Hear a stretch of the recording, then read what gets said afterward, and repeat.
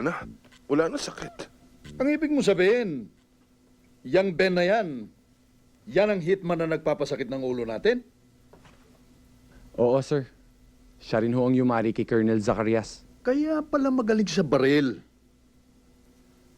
Kaya naman pala mainit ang dugo ko sa hayop na yan yan pala magbibigay ng problema sa akin Sino kaya ang nagpapagalaw dyan? Sir, wala pa ho kaming lead dyan. Pero huwag kayong mag-alala. Tatrabahuhin ko po. Tatrabahuhin.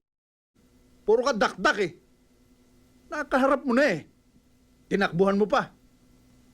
Parang nawawala na tuloy ako ng tiwala sa'yo Sir, hindi ko na may inaasahan magkikita kami.